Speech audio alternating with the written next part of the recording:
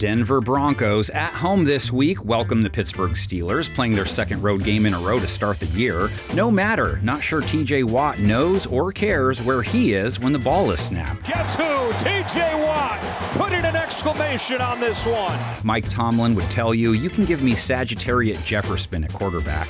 Don't care, as long as I have TJ, we can rumble. Watt's presence can't be overstated. Denver better have a plan to slow him down. He was dominant versus Atlanta, not just ending the game, stuffing the run, relentless pressure all game, recovered a fumble, entire defense feeds off of him. Watt thought he had a takeaway earlier. He said, I'm not denied this time. Watt rushes from the right side, so Denver right tackle Mike McGlinchey is up next, and he didn't fare great last week. Gave up a team-high 5 pressures, team-high 10.2 pressure rate, made things tougher on their rookie quarterback. So that kind of wobbling throw off the hand of Nix. Bo Nix is having to try and have his first good game with Watt looming, and possibly without star left tackle Garrett Bowles. He left hurt last week, though they think he's going to be okay. Track it. Nix's debut was rough. 3.3 yards per attempt is so low, they should have run all game. No touchdowns, 2 INTs versus Seattle, the second ending their shot at a comeback, and so obvious Mr. Magoo saw it coming. Nix, has all day, but it's intercepted. Nix relied on wideouts for the majority of his targets. Josh Reynolds, 45 yards. Cortland Sutton, 39 yards. Devon Valley, 39 yards. Delivers a strike, but they are well short. That trio takes on a Steelers secondary that took TJ's heat and cooked with it, held Kirk Cousins to 155 yards, 1 touchdown, picked him off twice.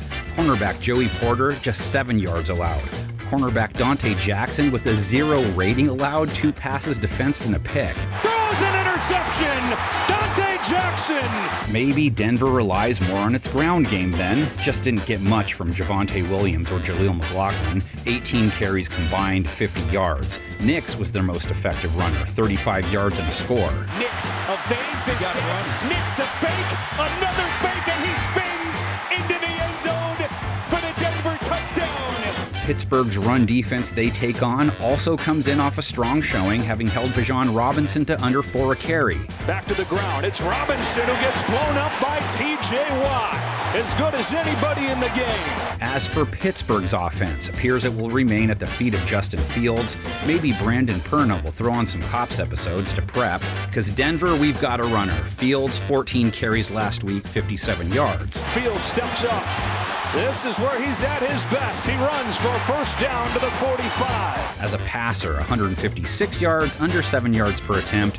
No touchdowns, no picks though, low 90s rate. Fields turns the shoulders and puts it right on a dime, right between the 8 and the 8 for Freiermuth. George Pickens, Pittsburgh's clear number 1 option when they throw. 6 catches, 85 yards in week 1. He wants Pickens. He's got him. Pickens back to his feet. Inside the 20. That makes for a juicy matchup between him and Pat Surtain. Tight end Pat Freiermuth next on their passing ladder, just 27 yards last week. It was Pittsburgh's ground game that produced the most success versus Atlanta.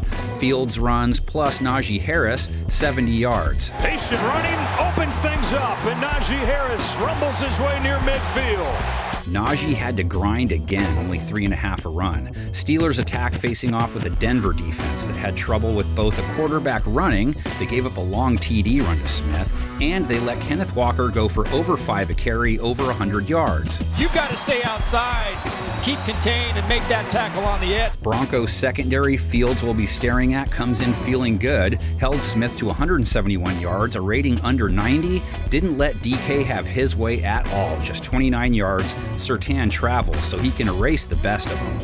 He's so fundamentally sound, and he forces so many tight window throws. One guy who needs to play a little better, cornerback Riley Moss, allowed a team-high 77 yards.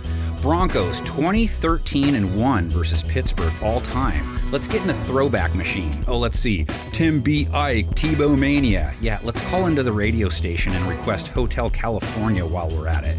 How about 1974 Steelers Super Bowl year? How about a 35-35 tie? Denver's Otis Armstrong, 131 rush yards, 86 receiving yards, 2 touchdowns, including the tying score late in the game.